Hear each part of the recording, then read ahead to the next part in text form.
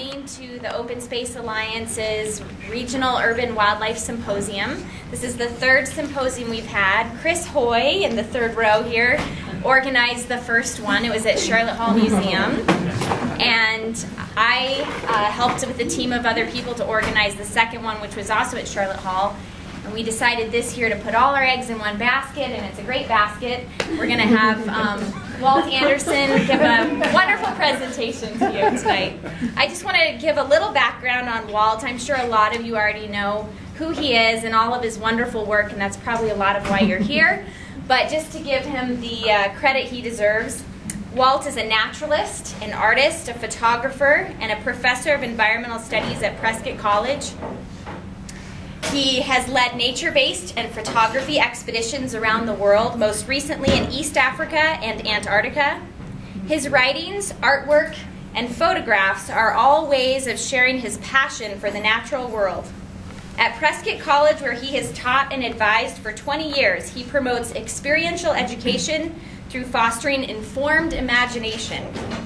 He is active on the Science Advisory Team for the Arizona Important Bird Areas Program, the Water Issues Committee for the City of Prescott, the Granite Dells Preservation Foundation, and just about anywhere that he can contribute to any movement that's helping the environment in our local area. You can find Walt doing his good work with his knowledge and his wonderful presence. So without further ado, I'm going to hand it over to Walt, presenting The Call of the Wild.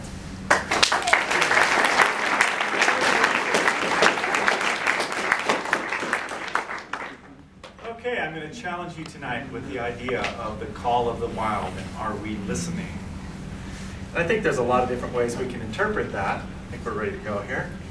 Now, I got the title, the first part of the title, from the Jack London book called The Call of the Wild, which I read when I was a child, and I'd completely forgotten it. I remembered the title. And so I decided on this. I went ahead and committed myself to this title. And then last week I went back and looked at the book to see what I was being inspired by. And it's a grisly tale of a sled dog that's tortured and abandoned and really treated badly and a whole bunch of things like that. So it's all about torture and violence and loneliness and things. So my talk isn't about that at all. It's not about that at all. So we want to take a little closer look, if we can, at how we relate to wildlife. What does wildlife mean to us in wild places? What is that call of the wild that we all hear in different ways, but too often in this world is becoming but a whisper? I think most people would be inspired by the sight of a bald eagle.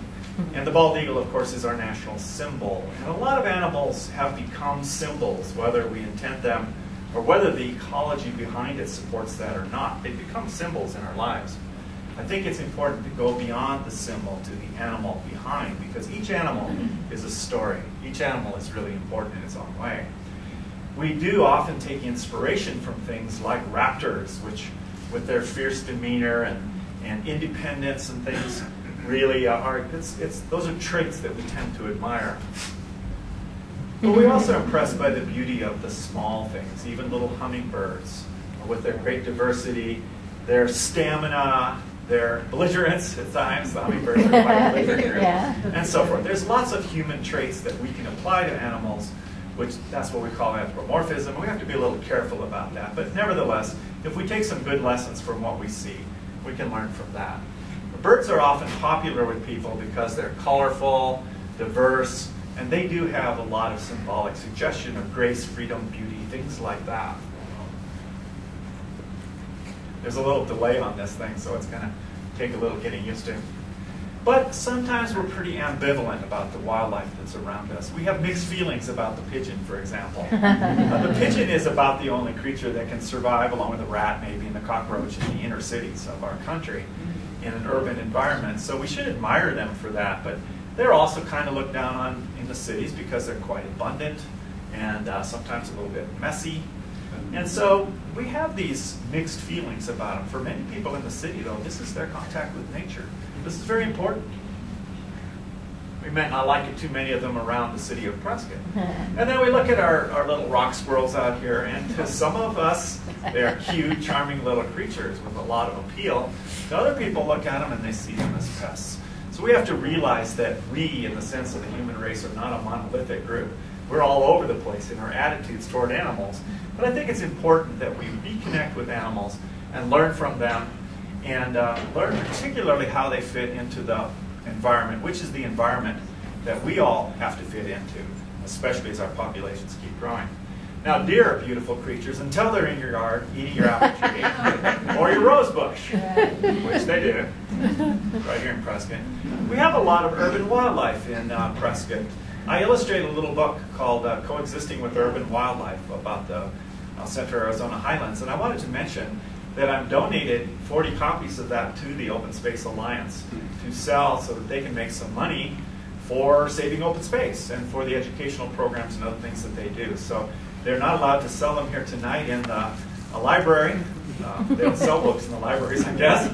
But they are going to have their open space event later. Does somebody want to mention that open space event? This might be a good time. Your annual meeting? Anybody want to mention that? Elizabeth, you want to tell about the annual meeting? Do you want to tell about the annual meeting? Because we're going to have the books at the annual meeting. Just a short announcement, just what the date is, Elizabeth, and where it's going to be. You want us to interrupt your program? That's fine. Just a short announcement, Elizabeth. The annual meeting of the Open Space Alliance, which is sponsoring Mr. Anderson tonight, will be October 20th, Thursday, next week, at the North Clubhouse at Antelope Hills Golf Course. You enter the airport, take the first right, and that road dead ends at what is now called the Centennial Center. We have again engaged a number of organizations to be a part of the Alliance. There will be displays of various organizations' work, and our member Jim Lawrence is doing a PowerPoint presentation of all of the achievements this city has made through its citizens voting for sales tax to buy open space since 1995, which this organization initiated and saw the voters approve favorably. I hope you will all be there. Thank you, Elizabeth. Thank you, Walt. Yeah. Well, speaking of someone who has been involved in almost every conservation issue and social issue and any other kind of issue that you can think of in Prescott, it's Elizabeth Ruffner. So we're really honored that she is taking this charge and has had a chance to speak to you tonight. So urban wildlife, we coexist with it. Some of it is lurking around in the nights or knocking over your garbage can or things like that. The javelina or called peccary is a good example of that. And then, of course, we have our cold-blooded neighbors, some of which people may have a little harder time affiliating with, probably for good reason, because in our ancestral past it might have been wise not to get too familiar with snakes when you were in Africa as an early hominid. But anyway, the snakes are part of our neighbors too, and we have to learn how to coexist with them, in many cases learn to love them and to use them as educational tools. Because they are fascinating creatures and their lifestyle is very different. When we talk about the call of the wild, there's a lot of ways we can interpret that. And we can look at beautiful scenes and be inspired by the light or by the drama of the geography and the geology, or by the weather phenomena that come and impress us. And I love the skies. I break for clouds. Literally, I break for clouds because the clouds here in Arizona are so amazing, so impressive. But that's scenery. And there is a lot more to that. But not everything that is glorious, much of nature is not glorious or superlative or something that you would stop your car to see.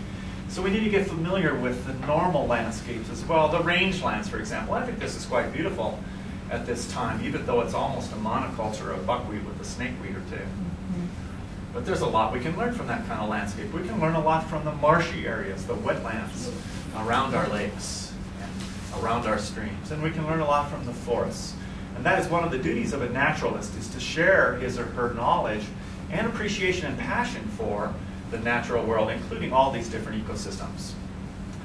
Someone once said that a landscape without wildlife is mere scenery. There's some truth to that. If we eliminate all the wildlife, we've lost a great deal of the essence of that landscape, that ecosystem.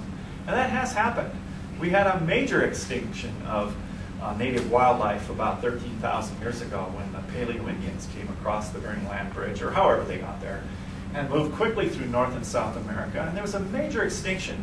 2/3 of the large mammals of North America and 3/4 of the large mammals of South America died out at that time. It's a pretty major impact. But we're having a lot of impacts today, too. So we live in an impoverished environment already. We no longer have the saber-toothed cats and the mastodons and the gomphotheres and the sloths and so forth that were here then. So we already live, to some extent, without that full diversity of wildlife. And without wildlife, where is the wild? Well, perhaps we can find it. And the wildlife is there, but perhaps not in the big, obvious, charismatic megafauna that we might be looking for. Arizona is blessed with amazing topographic and biotic diversity, as any student of the state at any level will understand. But what is the reality on the ground? What is the status of our environments? And I think we have a mixed bag. We have, of course, the beauty of the Grand Canyon. It's called the Grand Canyon State. But sometimes when I look around, when I'm not in a national park, I ask myself, is this just a state of mind? We have, in many cases, denuded the landscape. This is the Ray mine down near Superior, to extract the metals that we use for our vanity or for many of our instruments that we use. We're all culpable in the sense that we use these materials, but it's been devastating to wildlife and to ecosystems, as you can imagine. So let's step back a little as we're exploring this theme. And not all the way back to the Big Bang. I don't think we have quite the venue for this, but we'll go back quite a way to our human origins. And we can learn a lot. We can't be there, but we can learn a lot because much of that is influencing who and what we are today. At that time, we were in and of nature, and there was no separation at all. People were part of the natural world and natural environment, and there weren't very many of them. We were small in number, but perhaps a keystone species in some areas with the impacts that we would have. But to the people of those days, and I hope to the people of today who have natural history leanings, every rock and every plant and every animal had meaning for us. It had to have meaning for us. It was all important in our world, our context. Our emotions have a long evolutionary history. Anyone who denies emotions to animals has never had one. Yeah, that's for sure. Animals have emotions. They're not the same as ours. Definitely not the same as ours.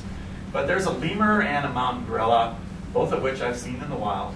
And they have their emotions. And there are certainly lots of parallels and similarities to the emotions that we have. So our naturalists, our ancestors were naturalists by necessity. They had to be.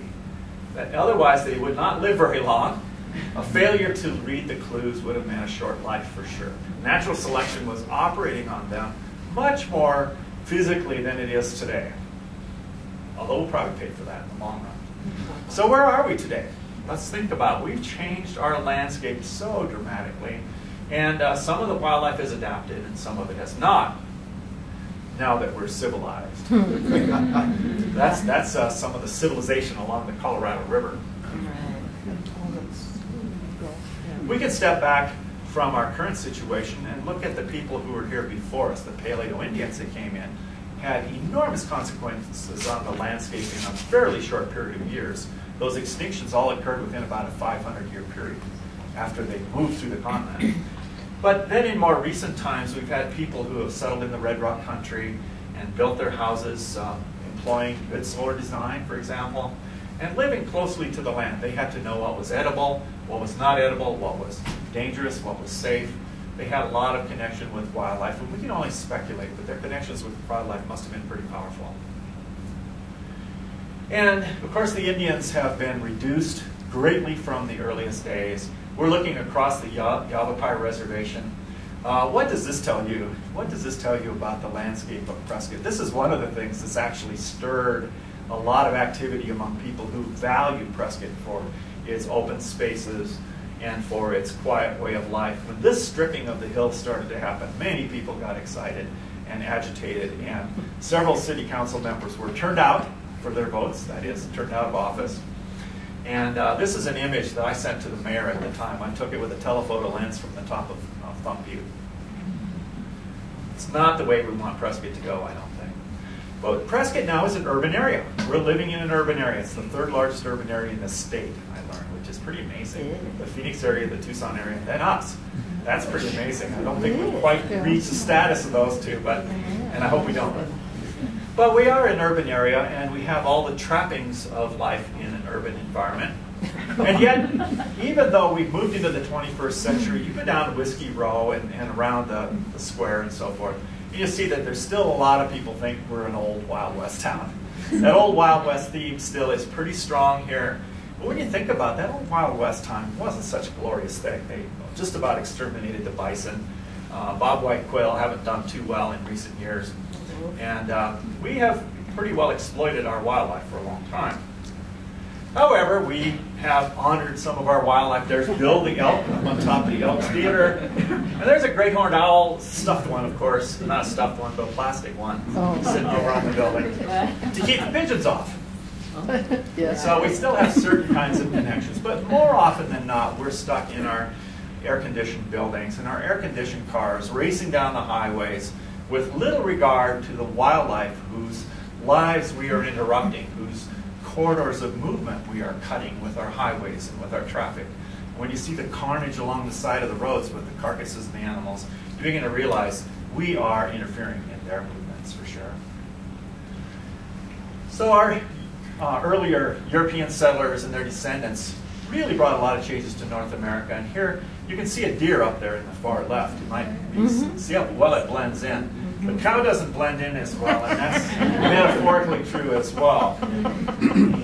So we brought the cow to North America, and of course, in the Western North America, when the settlers came over, there was all that free grass out there. And people just envisioned it as endless and had no idea of the idea of carrying capacity. There was no realization that those grasses could be eaten down and destroyed. This is right off of the Peavine Trail a few years ago. There's the cows that did the damage and the poor herd of pronghorns running away. Girding. Yeah, so anyway, the landscape was hit pretty hard, especially back in the 1890s, early 1900s, when they brought in more cattle, sheep, horses, and goats than the land could support. And the impacts were enormous. It removed most of the grassland, exposed most of the grasses, exposed the land, and then to weeds and invasion of woody plants. And then the rains came and all the nutrients washed away. The soil's all washed away. So I really have no beef with the animals. It's not really their fault. They were introduced, they were brought in to serve our needs and our wishes. And on the other hand, I am not happy when I see cows in an area where they're not supposed to be, because very quickly they can turn a rich, productive, diverse grassland into a field littered with post-digestive pats. And that's not what I want to see in a grassland. They've also changed the ecosystems dramatically. So many plants have invaded, like snakeweed. It's a native plant, but it's an increaser under heavy grazing. Mesquites moved up into the uplands. Mesquites used to be pretty much on the high benches along our streams and rivers. They were more or less a riparian species. Now, with the grasses removed and those protective roots of the grasses, the competition removed, and then the seeds being transported in cow pies to the uplands, the mesquites took off. It expanded very dramatically. So we have mesquites all over the uplands now where they didn't originally exist. And because of the loss of ground cover and other kinds of plants like that, we suffered tremendous erosion, royal cutting, enormous erosion. Look at this gully. You can see the roots of the mesquite hanging down there. This is a hard landscape to restore. This is a hard landscape to get back to what it was. And with the changing environment, we may never get it back to what it was. We're just going to have to mitigate the damage in some way. And then once we've done all this damage to the grasslands and caused losses of species and so forth, we celebrate them by naming things the Pronghorn Ranch and dividing up their habitat into our domiciles. I heard that this ranch was going belly up, or at least was struggling financially, so maybe some of that will go back into grassland. We'll see. So those poor pronghorns out there, those big pronghorns have been surrounded by and herded by herds of big cats like us. Not the big cats that's selected for their speed, but these huge machines that carve up their environment. You can see here with the new highway, the Fane Road that's going through the grasslands, that the race belongs to the swift.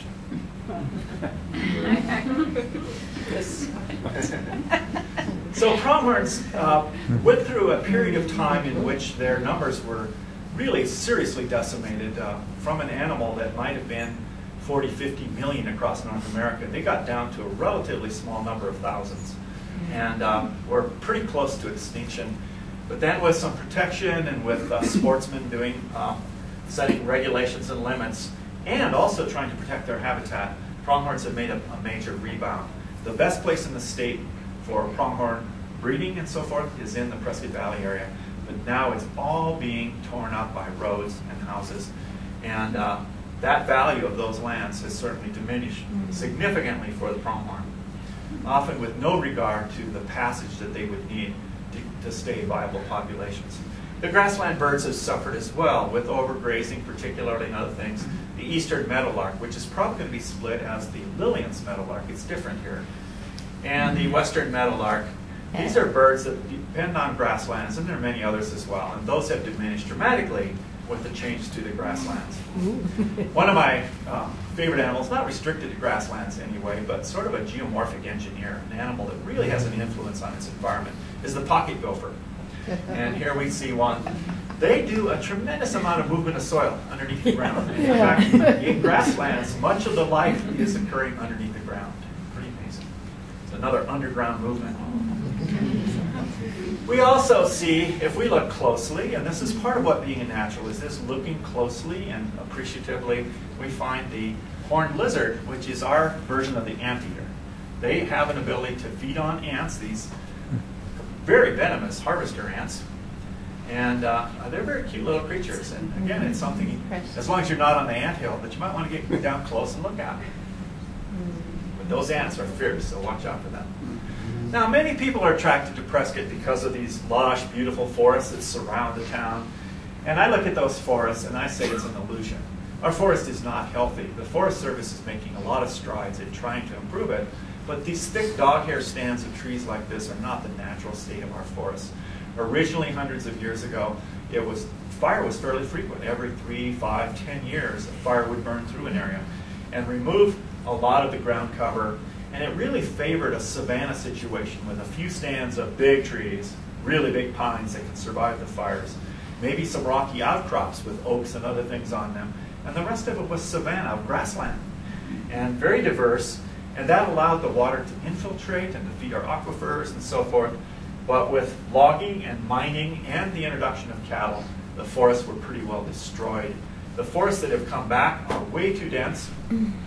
And this really sets them up for problems when we get a situation like 2002, 2003, when we had the enormous drought in Arizona. At that time, we had just a fraction of the normal amount of rainfall for a couple of years in a row. And consequently, many of the pines began to die, not strictly from the drought, but also from the fact that they no longer had the physical defenses, their sap systems, to protect themselves from the bark beetles, which are there with them all the time. The bark beetles then were able to kill the trees. So I go out by Thumb Butte, which is pretty close to where I lived, and it looked awful out there, lots of dead trees. If you're lucky and you go out, or plan it right, you can go out late in the day on a stormy day with a black sky, and you get that late daylight, and it looks pretty good. But frankly, the forest was a mess. The trees were dying. Actually, some of us were celebrating. As the trees died, and it opened up, many of the trees died, it changed the type.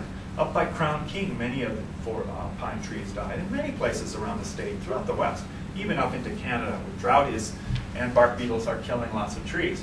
It may not be such a bad thing.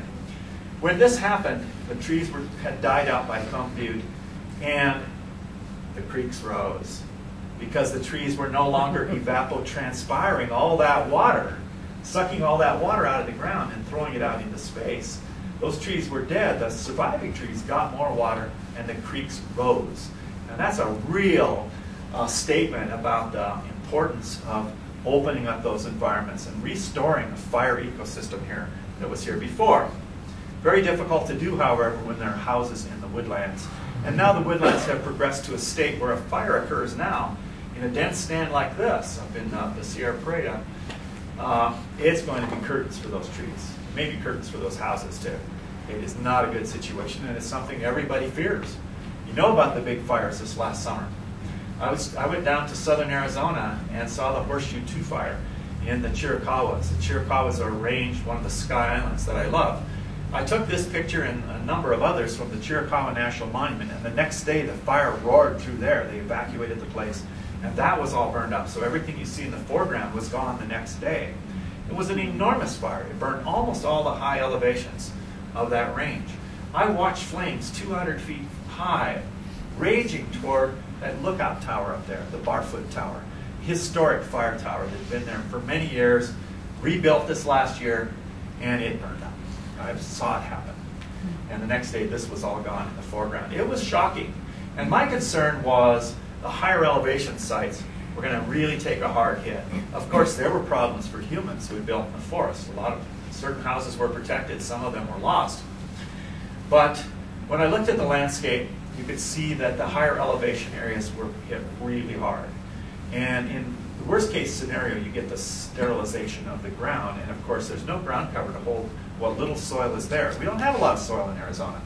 So the soil was beginning to rush off from these exposed things. And I was really concerned not only about the future of the forest, but about the things that depended on it, like Mexican chickadees. This is the only range in Arizona Mexican chickadees occur in those forests there, and other things like that. So there's a lot of concern. And there are the nutrients heading down. The rains came hard after the fires, which was kind of a tragedy. So more soil pours off. And that soil takes 1,000 years to make an inch in an environment like that. 1,000 years to make an inch. You can't replace it in our lifetimes, that's for sure.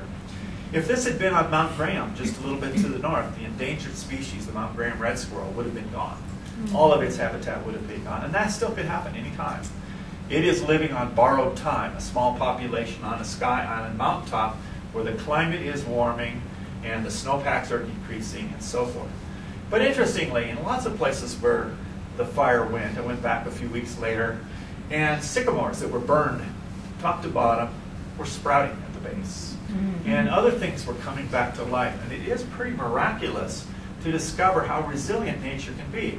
This is the rattlesnake fire area high in the Chiricahuas, taken before this fire a few years ago. But the rattlesnake fire was a big, serious fire up in there. And yet, some trees were missed, or they looked like they died, but they came back. And the meadows that were opened up soon began to fill up with forbs and shrubs. And there's a dynamic living community where this fire moved through. And if we had been a little wiser and had allowed fires to burn in there more in the past, we'd be happier today. My son is now working in Japan, so I've made a couple trips. So last November, I was over in Japan. And we, of course, went to these old castles, thousands of year old castles, and rich cultural history, and of course, a real eye for the symmetry and the beauty in nature. They have so many gardens and things. And so I was thinking about what is the call of the wild to a Japanese person? What is the call of the wild? It's certainly different from what we have today. But they've begun to emulate us in some ways. This is a national park on an island south of Kyushu, the island my son lives on. And we went down and hiked in this island. Most of the islands are volcanic. This one is granitic, at least in part. And so we're hiking around in the forest, which looks pristine. It is gorgeous. It's a national park. They've got trails throughout it. Lots of monkeys, lots of deer, lots of birds. And there are these enormous titans trees. This is the Japanese cedar, Calocedrus. They're enormous. And these trees, some of them, you know, they're like the giant sequoias. Some of these trees that we went up to are over 3,000 years old. Wow. I came from the Pacific Northwest where the old growth forest had Douglas firs that were 700 years old, and we thought that was old. These are 3,000 years old. But wait, there's more to this. They're second growth. The whole thing was locked over 3,000 years ago, and these have come back. And we Westerners coming out here just have such a underappreciation of the scale of time and the way things work in other parts of the world. But the Japanese logged that off over 3,000 years ago. As some of them came back, they left some of the ones, particularly the ones that didn't have commercial value, Most of the trees like that were turned into shingles and sent as a tax up to the shogun in northern Japan. So that really gave me a different feeling about that. But the forest, for all practical purposes, is an old-growth forest. It's a forest that's rich in wildlife and mosses and ferns and lichens. It rains a lot. There's a sika deer. They also do revere birds, especially things like cranes. Cranes are sacred. And we went to a preserve, my son and I, where we saw 10,000 cranes of 2 species. And that's pretty amazing because they're in rice fields. And the Japanese have a very large population. And they eat rice. And they are allowing these birds to eat rice that otherwise could be feeding people. I guess that's a sign of their prosperity, a sign of their generosity as well, that they would do so.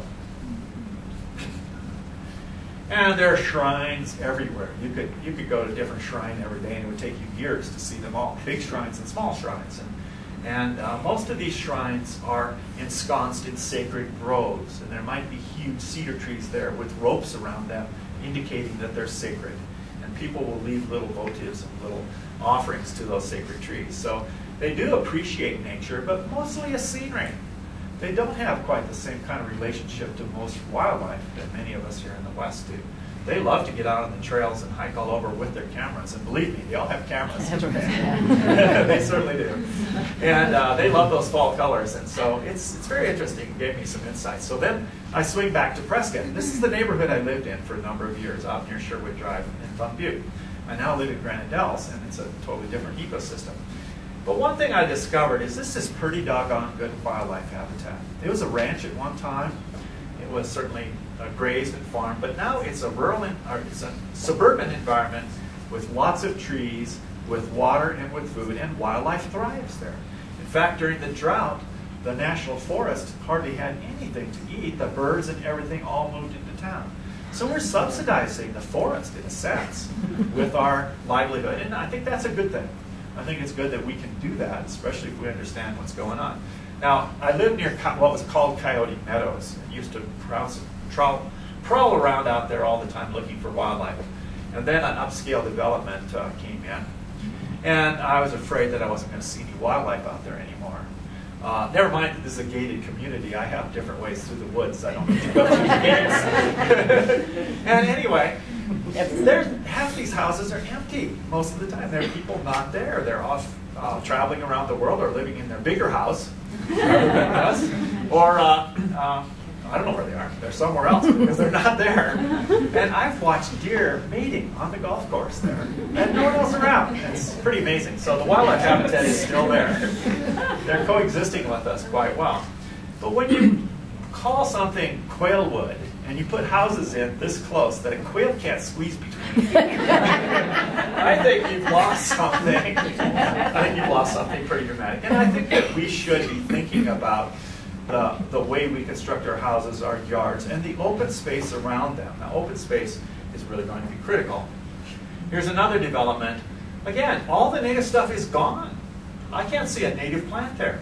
Everything has been torn out, replaced with gravel or cement, and culverts and artificial trees. That's not much space for wildlife there, unfortunately. But boy, there's a lot we can do to attract wildlife. Wildlife really responds. You put out a thistle seed feeder and you've got goldfinches and siskins and other things coming in there. Or suet feeders, and you've got these crazy clowns, the acorn woodpeckers. Or the big flicker comes in and everybody stands aside. Yeah. And the hummingbirds.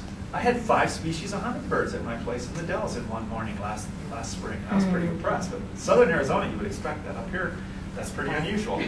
So the hummingbirds, and boy, they are a delight to watch and a delight to learn from. And many of them come through here on migration. This bird probably came back from Alaska. Went up to Alaska to breed this tiny little thing. This little thing that has to eat its body weight every day in order to keep alive, and yet it can migrate thousands of miles. It's really pretty amazing. Here's one of my favorite neighbors, the bridal titmouse. Well, I caught him in midair on that one shot. That was pretty funny. So we have so many interesting neighbors, and we just have to encourage them a little bit. Green-tailed towhee comes through in migration spring and fall. What a beautiful bird. We have spotted towhees and canyon towhees as well. And then cedar waxwings coming to the pyracantha berries that some of you may have in your yards. Or bluebirds coming to your pyracantha berries. Bluebirds, just look at a little bit of the sky captured in those feathers. And the quail. Who could not love a quail? The quail are so interesting, beautiful, cocky, and great fun to attract to your yard. Here's a chick, a little baby quail, working his way down the lichens. I just love the composition on that one. I have my interpreting nature through art photography class, so they're supposed to be studying these images here as we go through. I hope they are. I also love to watch the interaction among our neighbors, the mammalian, avian interactions that we can see. And some of them don't end up quite so peacefully. Some things are predatory. We have the various kinds of squirrels, like the Arizona gray squirrel here. And a couple species of rabbits. We're right at a transition zone in Prescott. We actually have the desert cottontail at the lower elevations and the eastern cottontail at higher elevations here. So we have both species. But probably my favorite neighbor when I lived on Sherwood Drive was the wood rats, or actually several wood rats that lived in the rocks. But they would come out to look for the birdseed early in the morning, and I could sit in a chair and watch these little guys just like this. Isn't he charming? He's not really that big, but... And so much of the wildlife here is adapted by being nocturnal, coming out at night. So if you really want to see wildlife, you have to go out at night sometimes. It looks a little suspicious if a cop pulls you over and you've got binoculars on and stuff. You've got to come up with a good excuse. There's a lot you can see out there. The javelinas are moving around at night, our urban wildlife. There's lots of them in Prescott. There's lots of skunks in Prescott. And not just politicians either. This one is actually feeding on beetles and other insects, nocturnal insects that were attracted to my neighbor's way too bright light. The insects would fall down and the skunk would come in and feed on them. So you do have to be a little careful if you're walking around without a flashlight. And just last Saturday, I co-led a trip to the Upper Verde River, to the wildlife area in the Upper Verde River. And after the group left, I went prowling around on the rim, taking sunset shots and things like that. And I was walking by the edge of the rim and looked down in the rocks right below my feet, and there was a skunk sleeping there. I could watch its sides rising up and down, and so its head is curled in up there. And I tried everything. I took pictures of it. I tried humming, talking to it. It just wouldn't wake up. Started throwing some little pebbles at it, and then it shot off. So I didn't get a picture of it showing its face. Skunks are actually a risk to one of the tigers in the night sky. That's the great horned owl. We have a lot of great horned owls in Prescott. I find them everywhere. And they are out feeding on the skunks and the house cats and the other things that are out at night. Yeah, they do that too. They don't have a sense of smell, apparently, so that they can feed on skunks. And one day I was walking along the creek right at the edge of Watson Woods where it comes into Watson Lake, and I came across this recently fledged great horned owl. Look at this cute little bird. Throwing his wings out there in self-defense. Now we'll talk a little bit about the lakes, because I think the lakes are a special part of Prescott. The lakes in the past were owned by the Chino Valley Irrigation District, which would draw them down every summer. So they were dry and not very attractive, and certainly didn't attract waterfowl.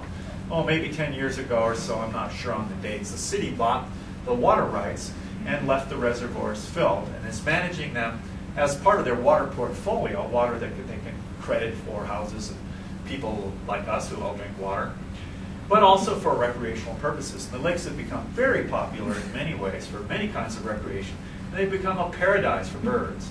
There's so many birds there, and also they're a wonderful aquatic foreground to the backdrop of Granite Dells.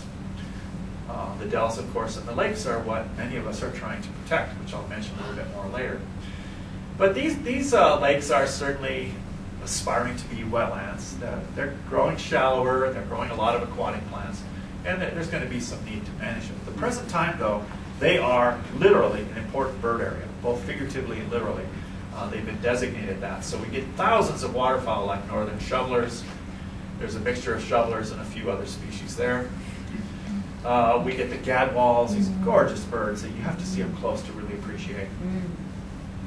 Mallards, again, beautiful birds, and in great abundance out here. It's amazing that something so common could be so beautiful. And of course, photographers love to try to catch them in flight. And my students will know that this is a bird given space to move into the picture. You gotta give them space to move in. A northern pintail, Drake. Great. bufflehead at sunset. So we have a tremendous diversity of waterfowl out here. We have the wading birds like the great blue heron. Just look at those ripples. Beautiful.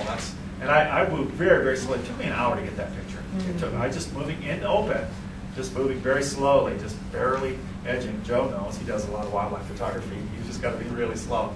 Here's a cormorant. Cormorants have increased dramatically in the Prescott area because of the permanence of the water out there and the abundance of fish. And we've even had another species of cormorant, the neotropic cormorant, moving up here.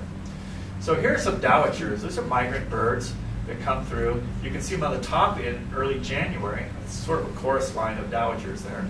And then below in late April as they're picking up some of their breeding plumage before they go further north.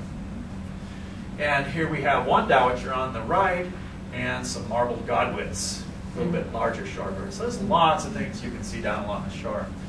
We have tremendous numbers at certain times of migrating white-faced ibis. I counted 342 of them on Willow Lake not too long ago. Wow. 342 ibises. This is a bird that was very close to extinction in the western United States because of hard pesticides before they were banned.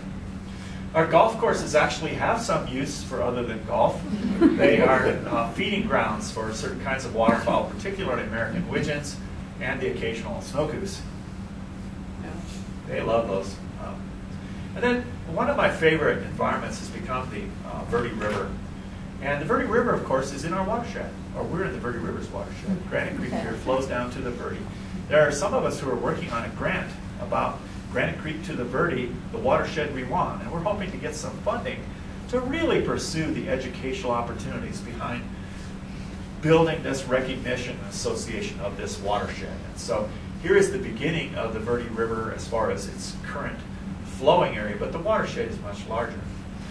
The maybe 10, 15 years ago, because of the Endangered Species Act for some endangered fishes, the Forest Service and Game and Fish pulled cattle out of much of the lowland areas along the Verde River, and it made a huge difference. Cattle were really devastating the place. First time I visited the Verde River, it had a few cottonwoods and mostly open, overgrazed rangeland with broken down banks and cow pies everywhere, and cows everywhere. And now it is an oasis. I'll show you some more pictures, but here's a beaver dam, and the beavers have responded. Beavers and cows actually do compete with one another. That is, cows take the trees that the beavers would otherwise eat. And so now the trees have proliferated. The beavers are increasing. That's the same place at a different season. And it's becoming a wonderland. People see the Verde River now and can hardly imagine that this is in Arizona. It's the last big stretch of free-flowing river in Arizona, and well worth protecting. So the beaver is really important in this ecosystem. Of course, here's a pond where a beaver family has built a big lodge. Most of the beavers in the area build their dens in banks, but this is a big lodge. Now, I pointed out this scene just Saturday. My picture might be from Saturday, where close to an area where beavers have just moved back in, where people had moved out of that area from a recreation site, and the beavers are cutting down cottonwoods and willows like crazy. And you might think, well, the beavers are going to destroy the forest. That's the first impulse that people have. Beavers are going to destroy the forest.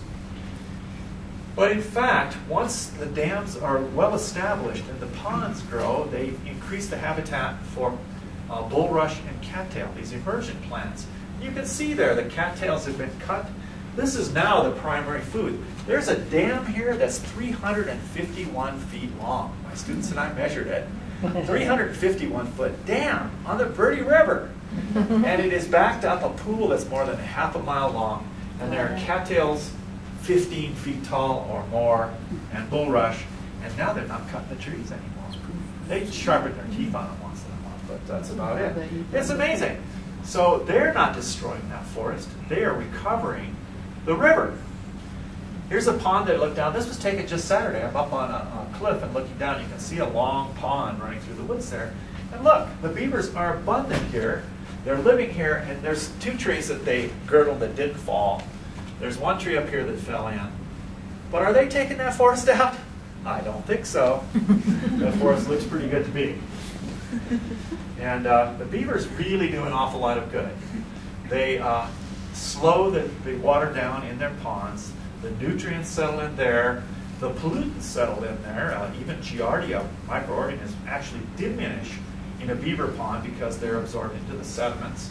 So so-called beaver fever, which is a bad name because Giardia is mostly carried by cows and by people. Those things settle out, so the beavers actually mitigate the presence of that disease. And they slow the floods. The floods that come raging down there sometimes are slowed, and you don't lose all the nutrients.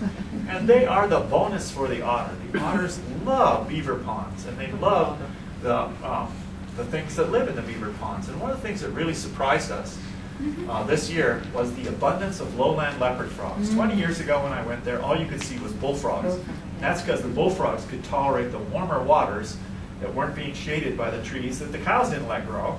Yeah. And now, with all this growth and with the natural flood regime and so forth, the leopard frogs are coming back. Yeah. Bullfrogs are there. It's exciting. Yeah.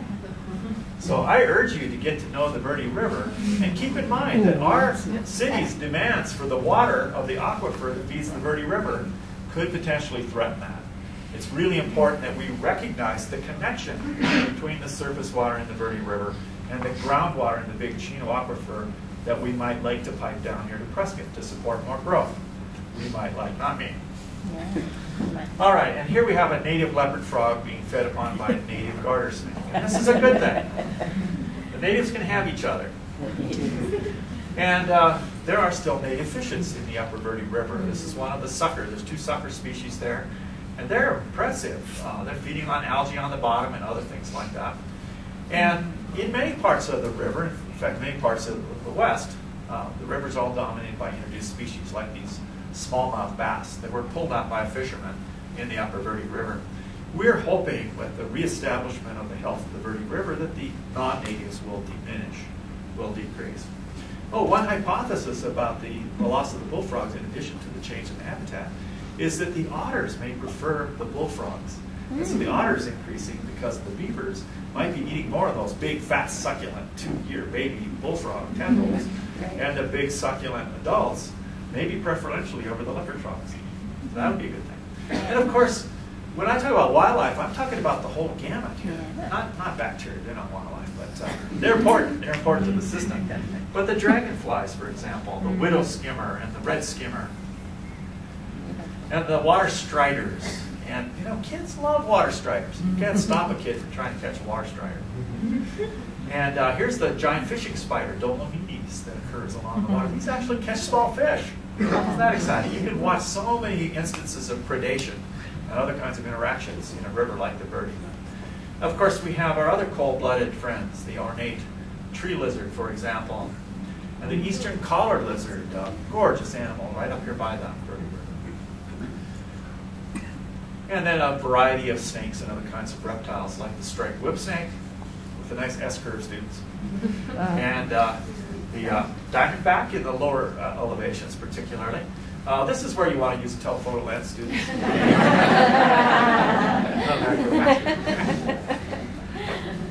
Or you can take your binoculars and turn them around and it'll go away. And one of our wetland ecology and management class trips, field trips this last month, we ran into 5 rattlesnakes, 5 black-tailed rattlesnakes. That was pretty fun. It was a cool, rainy, wet day. Nobody expected to see a rattlesnake. It was perfect fun. Yeah. And that's a beautiful snake. If you go road running along the road to Baghdad, as the herpetologists love to do, you can find all kinds of things. So this is a little night snake. I found a little night snake like this out in the Dells as well. It's only about this long. It's a tiny little snake. Yeah. So that's a night snake. Really a neat thing. It only comes out at night. And here is a gecko. Here's a little gecko that I found in. How amazing it is that the pebbles along the side of the road so echo the colors of the gecko. Some of those are just lucky accidents. But I'm happy. And of course then, for people who are become jaded on bird watching, you can try butterfly watching because it's twice as hard. And I won't go into all the reasons why. Some of them are easy and obvious, like the painted lady. And the easy, obvious ones are the ones I'm going to show you. But some are very, very difficult. There's a queen. Lots of queens in the state. And our state butterfly, the two-tailed swallowtail. Absolutely gorgeous. Then, of course, the larval form of many moths and caterpillars, moths and butterflies are caterpillars. And this is a fascinating caterpillar, lives on the leaves of emery oak, and it's called the Pamina moth. And those little hairs there, as pretty as they are, you don't want to touch them because they'll give you a good sting, like a stinging nettle. They're urticating hairs. Well, there's so many messages out in nature. We just have to be attentive to and watch them and find them and interpret them and share them with others. And so when we see little chipmunk tracks and sparrow tracks going across there, there's a story there. There's something we should be paying attention to. Or maybe we don't see the raccoon going through our yard, but we can tell it's been there. Or the pocket gophers, again, spending most of their time under the ground. But here's a recently plugged hole, very active pocket gopher. And you need to think about the ecological functions of those things. And so a deer passed this way, and just at the right time of year, it shed its antler and moved on. But here's a deer that didn't shed its antler. It must have died in place. But we can look at these things, and we can try to reconstruct some kind of a story out of it. And also, people who are naturalists spend a lot of time looking at scat. It's scat for mammals, frass for insects, and guano for birds, but it's all the same thing. And it does tell you a lot, though, of what the animal was eating and when it was there, perhaps, and other things like that. So we want to pay attention to that. So my key lesson is that we need to get out there. Take the leap. Go for it. Take the leap. All right. Get your feet wet. Immerse yourself in nature, just as these people were doing just on Saturday. This is a very freshly done program, as I like to do it. I like to push my limits sometimes. So we have to remember the virtue of reality and get away from our computer screens and TV screens and really spend that time out in nature where we can learn all of our lessons like that.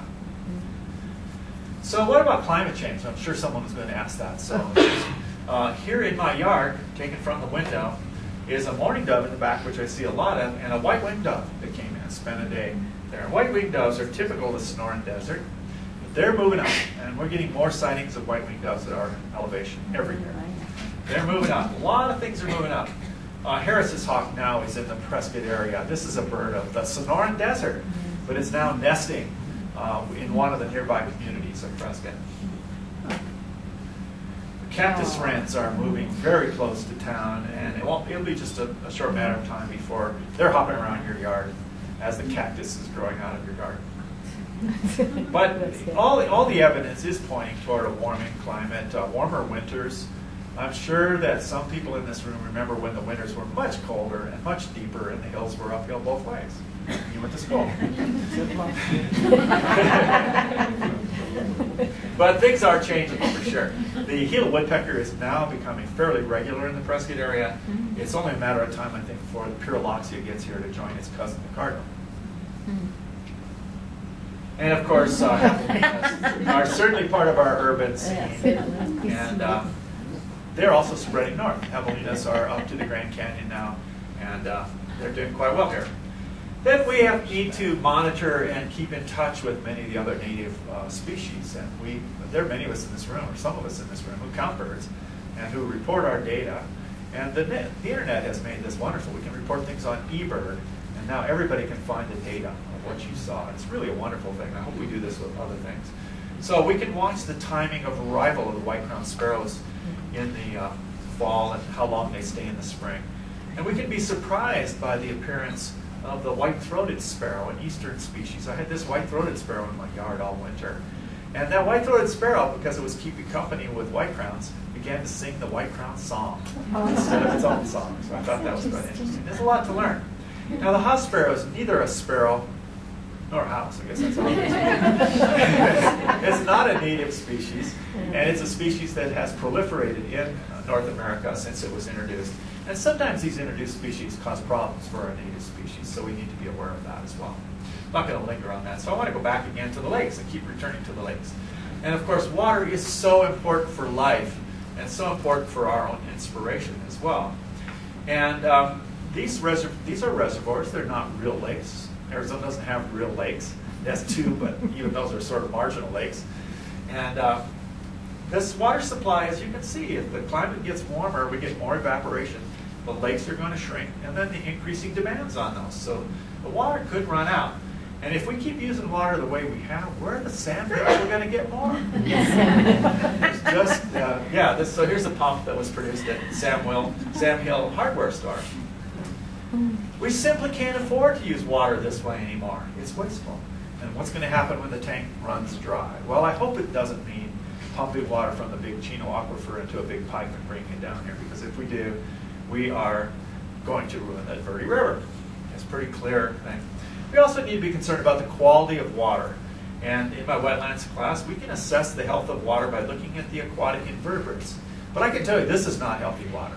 This is water I found last October, a year ago, at Willow Lake. And I sent samples to Arizona Department of Environmental Quality and the University of Arizona for testing. This is noxious stuff. There are bacteria, there are cyanobacteria in there in high concentrations, but only one species is a species of cyanobacterium that can tolerate this kind of pollution. Well, the lakes of Prescott can be our paradise or they can be our cesspool. And we need to make sure that it's the former and not the latter. So we need to take care. The lakes are going to become marshes if we don't do something. Algae will proliferate and they're going to fill in. So I think it's important that we learn to manage them carefully, and this is why I'm involved with the Lakes and Water Issues Committee.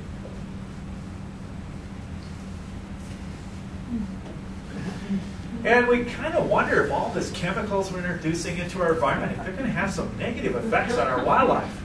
You know, are there going to be more freaks of nature? I was astonished one day to go out and find this two-headed, five-legged deer in my yard. This gives me lots of cause for concern in my yard. This gives me lots of cause for concern. And I also am concerned about the way we treat our natural environment. And I've been picking on the cow, but there's good reasons to pick on the cow. This is an overstocked range over in Skull Valley area. There's a nice creek flowing through. And even the juniper can't survive the presence of the cows. They've undercut the bank. And it's pretty horrific. That's a pretty hammered piece of landscape. Not very good for me to get out, get into it. I was asked to show some of my photos at the Prescott Public Library, a place that should be familiar to you upstairs in the Fury.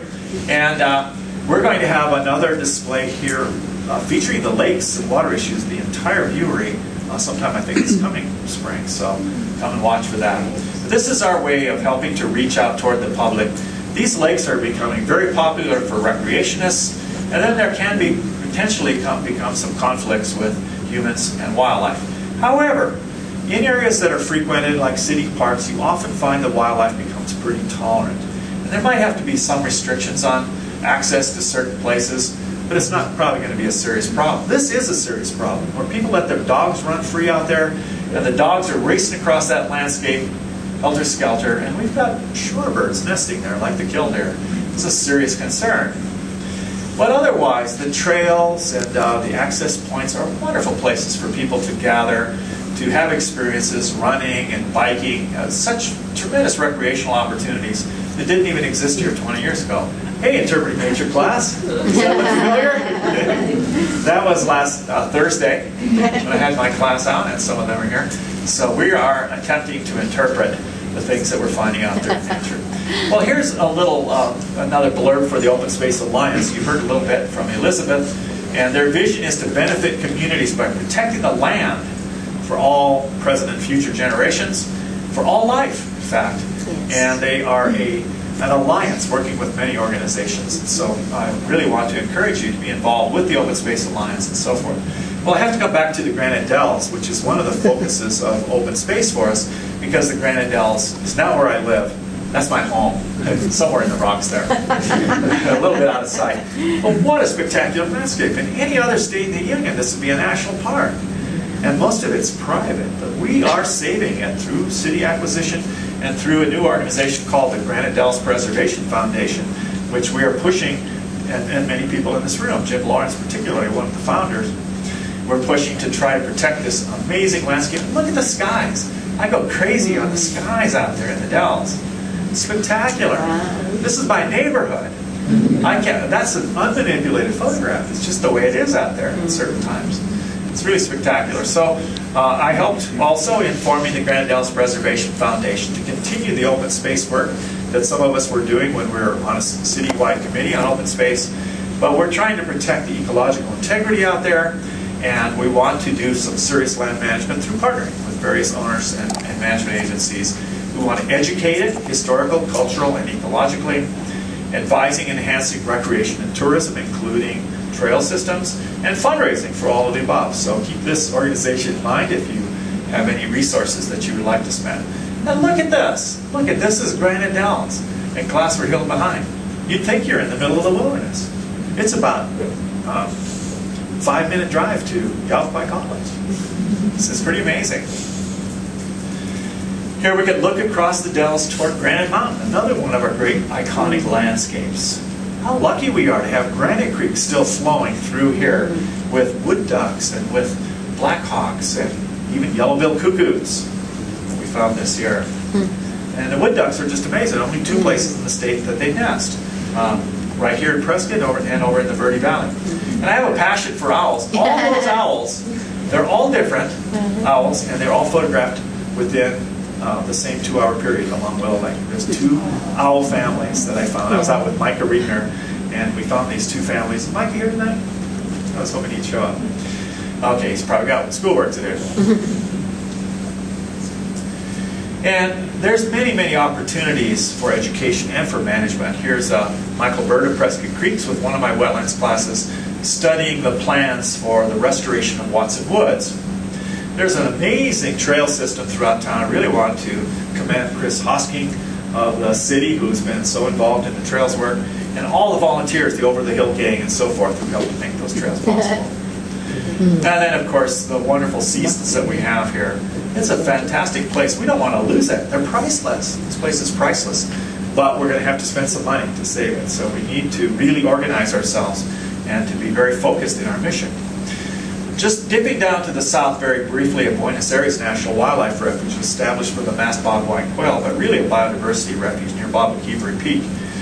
And huge problems down there along the border. I won't go into great detail, but this is part of the changes that I've been seeing in America, where we are othering. That is, we are looking at people as terrorists, or we're looking at people as non-American in some way. And the upshot is fences, border fences coming up, and it's having serious consequences. This is the construction of the border wall right through the middle of the wildlife refuge, completely blocking the wildlife refuge. The manager opposed it, and the manager was overridden because Homeland Security waived all environmental laws in order to put this in. So we do have a dictatorial government in some ways when it comes to our border issues. And yeah, the problems of drug traffic and immigration are serious, but this wall isn't solving any of them. It's a 15-foot high wall. I take my classes down there. 3 seconds is all it takes up to get over the wall. We're there with an enforcement guy, and he's just amazed. The students are going over the wall like that. You can see pathways where they've been passing bundles of drugs right through the fence, just the right size. They've got catapults. They throw bales of drugs over the wall. They have big fence ladders. I mean, it's ridiculous. And what it's doing is it's impairing the wildlife movements.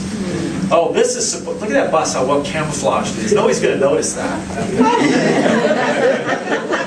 So, you know, it's a lot of things. We can laugh about it, but there's a lot of tragedy along the border. And it's having impacts on a lot of wildlife, like the cactus ferruginous pygmy owl, an endangered species that crosses, but it won't cross an open road space, and it won't fly higher than about 5 or 6 feet. It flies low to the ground. And so this is a bird that is no longer going to be viable in the United States if it can't move back and forth across the border. And there are many, many other species like that. Well, on a happier note, some endangered species are really doing well in Arizona. This is the black-footed ferret. This last weekend, some of the students from Prescott College and others were up in Slickman area and capturing black-footed ferrets and studying them. There's a biologist who loves her work. So the black-footed ferrets, and the black-footed ferret was nearly exterminated because we exterminated its habitat, namely the prairie dog. There were prairie dogs in Prescott not too many years ago in the early days of settlement. We probably still would have black-footed ferrets. And this is a badger that I photographed that got hit by a car over on Fane Road near the Agua Fria River. And sadly, badgers are really rare, even though that is the mascot of the local team. Prescott Badgers, high school Badgers. Well, El Tigre is frequenting the borderlands, and we've had some sightings of El Tigre, the jaguar. They used to occur up here in the Prescott area and all the way to the Grand Canyon.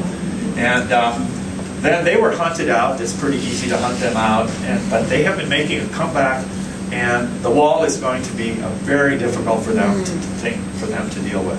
So there are lots of people trying to restore the jaguar in some ways as an endangered species. The Mexican wolf, El Lobo, is another one. They used to be in this area, in the Prescott area as well. Perhaps we need to work to get them back because we have an impoverished ecosystem without them.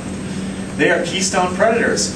And with the loss of the major carnivores in many places in our country, bobcats and foxes have become the reigning cats and dogs.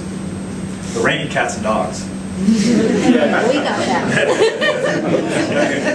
That's all very funny. I'll do anything for a joke. Another success we have is the return of the peregrine falcon. And peregrine falcons are doing extremely well after nearly being wiped off it. And the abolishment of some of the hard pesticides that were causing their eggshell thinning and so forth. So we have at least 3 pairs of peregrines nesting in the Prescott area. And the return of the condor to the Grand Canyon. That's a Pleistocene creature that almost winked out with all those other megafauna back 13,000 years ago. Some of them hung on in California, perhaps by feeding on whale carcasses along the beaches. But they were winking out too. It got so difficult they captured the last of the condors in the wild, brought them into captivity to start a captive breeding program. And now they've been releasing them, and they are breeding successfully in the Grand Canyon area or in the northern part of Arizona and southern Utah. And so this is a great success story. It's a return or maybe a response to the call of the wild. Well, we see something like the pronghorn that's racing across this landscape so fast, so much faster than any of our native predators. We have to wonder why, and someone has proposed that it's because of the ghosts of predators past. In other words, these weren't selected for by the mountain lion or the coyote or the wolf. North America, until 13,000 years ago, had its own suite of large predators that would have shaped the speed of the pronghorn. We had American cheetah, a North American lion, and hyenas. Just 13,000 years ago. We think of these as African, but they're just as much North American. There are people with the idea of rewilding, bringing things that were gone back to North America and letting them go. So perhaps we should let all these go. Here, of course, we have to have a good prey base, which means we have to bring back some camels and some other things as well. It gets a little complicated. But we are missing an important part of our ecosystem. So with the mastodons being gone, this is a serious conservation biology proposal to bring back elephants to stand in for the missing mastodons. We can't resurrect them from their DNA yet, maybe someday. But there's so much mesquite that's spread because of overgrazing. Let's use elephants to clear the mesquite out. I kind of like the idea. Let's go there. And we had native horses. So now they were not any of these. We don't know exactly. We have fossils of the native horses, but we know they weren't the modern horse. They weren't the burro, and they weren't the zebra, but they were horses of some kind in North America. So that niche is probably unfilled. Now, there's been an unplanned experiment. People have released horses and burros in the Southwest, and they're causing a lot of damage. And when they talk about rewilding and bringing more horses in, I shake my head because I've seen what they can do to a Palo Verde. They just strip a Palo Verde. They're destroying habitat for desert bighorns and stuff like that. But if we had the cheetahs and the lions and big predators, then there would be a problem. So let's not talk about horse reintroduction unless we bring back the predators, okay? All right. Well, in the spirit of rewilding, I think we could do some of it here in Prescott. Willow Lake and the creek that's flowing into it, Willow Creek coming into it, is just growing up terrifically with cattails and cottonwoods and willows. Let's bring the beaver back. So I want to encourage a little underground wildlife rehabilitation work. Just plant the seed, and if we see beaver showing up here at Willow Lake one day, then we'll know that you got the message. Well, we do affiliate with nature. That love of nature is called biophilia. That is a love that we have that's probably inherent, innate in us. And it's really worth cultivating that and sharing knowledge so that children can get that same kind of passion for the outdoors. And I really want to encourage that. Those are my kids when they're really little. They're all grown up now. But gathering some prickly pear fruits there with a neighbor, and the joy of being in contact with nature. I say abolish all signs that say keep off the grass. Get on the grass. Get out there. You know, we need to have direct contact. And here we are. Recognize that from just the other day? Yeah, I'm sure Sarah does. And so this was some of us up on the Upper Verde just on Saturday with a little patch-nosed snake we found. See, this is an up-to-date program here. And what kid doesn't love a marsh? There's Micah Riegner playing in the cattail fuzz. Not that you can really tell that's Micah, but there's Micah. And here are my wetland students, literally immersed in their studies. One guy has plunged down to the bottom because he's supposed to measure particle size on the bottom as part of our beaver interpretation. So he's going down to measure that. And then we've got a gal who actually did her senior project on aquatic invertebrates on the Upper Verde River, collecting these bugs. And here's moving through the bulrushes down here. And then, of course, one of our students had to demonstrate the size of a non-native mosquito fish. He didn't eat it. A guppy. Yeah, it looks like a guppy. And this was taken this fall with my wetlands class along the Verde River, looking at the various kinds of invertebrates and trying to determine things like the quality of the water and so forth from that. So there is so much inspiration we can get from nature, so much we can learn. We just need to get out there. We need to understand what we're looking at, because every species has a name. Every species has a story. This was last Thursday. It's called a green-bird grasshopper, and it's a big grasshopper. Yeah. And that was just taken a couple days ago. Well, I want to know more about its story now that I've seen it, I've photographed it, I can put a name on it. Western polyphemus moth, Antheria oculea. What a beautiful thing, what a beautiful name. And what is the story of that moth? And of course we have our megafauna that we all love, like the desert bighorn sheep. And the microfauna, like the pack rats or wood rats that we have in our yard. But it's all important. It's all something that we need to get to know. These are our neighbors. This is, to me, is the call of the wild. This is the draw that wildlife has. And probably the reason you're here tonight, because I think most of you have heard that call of the wild. And I'm glad you're here. But even the lowly coot, even the coot that the predators attempt to disdain, is still a fascinating creature with wonderful habits and delightful to see. There's one of the icons of the Southwest, the roadrunner, the red-tailed hawk. The first shot I got with my new telephoto lens last year, and I was pretty happy with that. And, you know, how can you not love a mallard like that with that expression? Of course, I'm anthropomorphizing here. But doesn't he look happy? So we want to make sure that all our neighbors are happy, and that we are as well. So we have to listen to that call of the wild. Are we listening? And that's the end.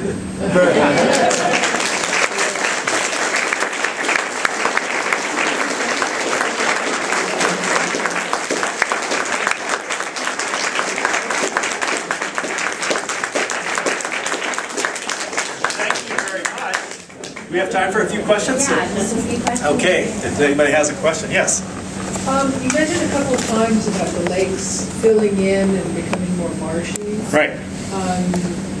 Is it worthwhile trying to do anything about that? Or It's essential to do something about that. Like what? I mean, because that's the problem. What is the problem? We are, in the past, they used to draw the lakes down. And at that time, people would go in there with machines and remove a lot of that topsoil. There's a lot of good topsoil that comes out. Everything that all comes out in the wash, they say. So everything comes washing down from the city and out into the lakes. It settles in the shallow part at the upper ends of the reservoirs, and it begins to fill up. And so that it takes a sedimental journey right out there to the lake. And anyway, the lake begins to fill up, and in the old days, they used to dredge it out when the lake was gone. But lately, they've been managing for a full pool, as much as possible, for a full pool. And part of that is because of the water portfolio. I think there's a lot of possibilities. One would be not to drain both lakes simultaneously, because that would be devastating to wildlife and to recreation.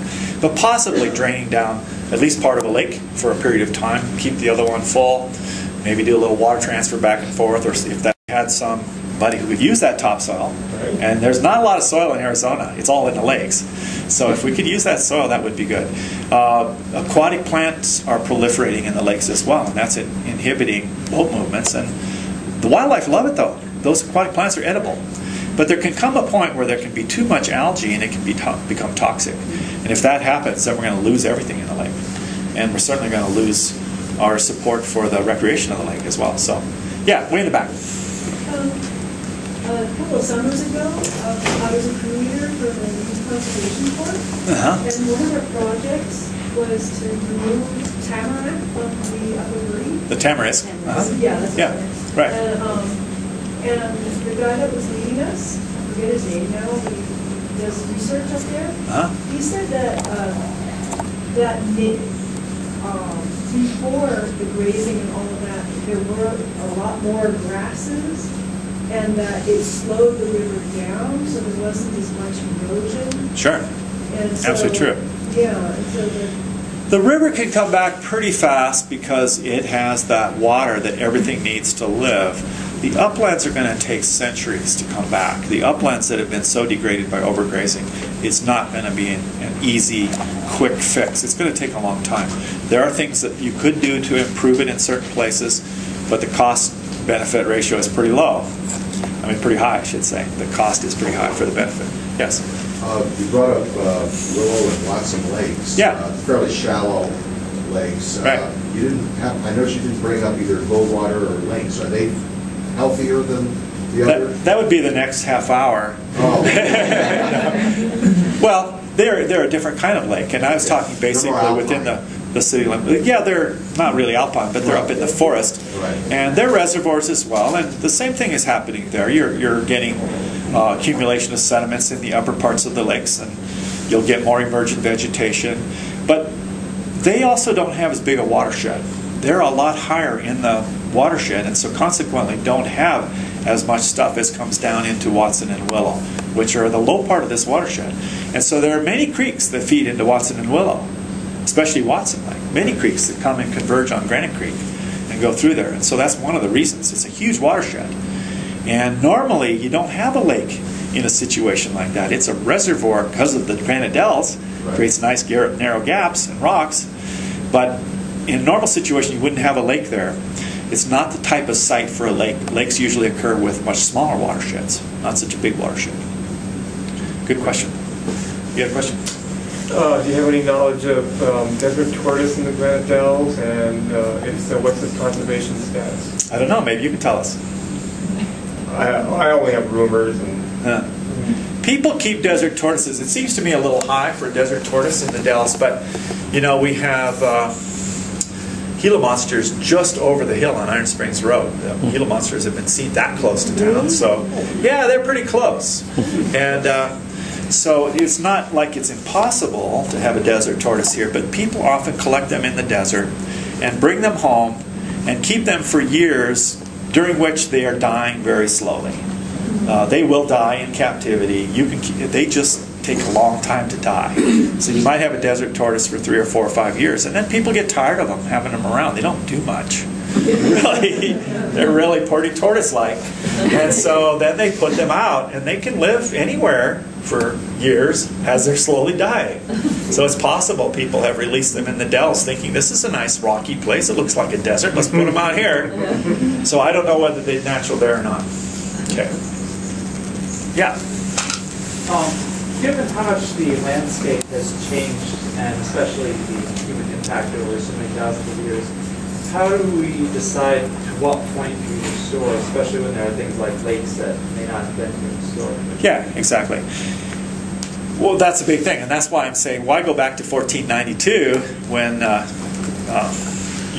modern Europeans came over and used that as their baseline, because there were already a lot of changes before 1492. There were changes back in the Pleistocene, 13,000 years ago, with most of the megafauna gone. And those megafauna probably had enormous impacts on the ecosystems. We're already in a sort of a disrupted ecosystem, and then it's become more disrupted, so where do we go?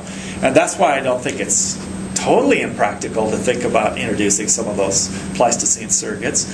Probably not going to happen very often. They do stuff like this in Texas. They bring in things like this in Texas. But out here in Arizona, I don't know if they'll do that. And especially if it's something that comes from below the border, because Arizonans don't want anything coming across the border. But yeah, that's a question. And the environment is changing very rapidly. Our climate is changing. And things, we're going to have to look, we can't even go back and put it back 50 years. Because the ecosystems of tomorrow cannot match the ecosystems of even 50 years ago, assuming that we had any that were in any good shape. Because everything is changing. So the best thing I think we can hope to do is try to manage for diversity, as much natural diversity as we can. Try to get systems operating on their own so it's not always on life support, that we have to spend thousands or millions of dollars on an endangered species, get them to function on their own if we can. The lakes, I think, are really important, even though they're not natural, because so much other wetland habitat has been lost throughout the state in the Southwest. These now have become the important waterfowl migration stops. Because you see, if you take out the migration stops, you've destroyed the wintering grounds and you've destroyed the breeding grounds, because these birds depend on the whole range. If we don't have anything in the middle, the whole system's shot. And that's one of the amazing things about migration. How did they get it to work? Well, now Watson and Willow Lakes are so important for these migratory birds. Watson Woods for migratory songbirds. And so to not enhance that by dredging out the lake or whatever it takes, I think would be really doing a disservice to our wildlife and to those of us who love biodiversity. So I would manage those lakes. I wouldn't call them lakes. I'd call them wildlife areas, maybe. But they're not really a lake. Okay. Well, thank you all, and I'll stick around a while if anybody has any more questions. But I appreciate you coming in.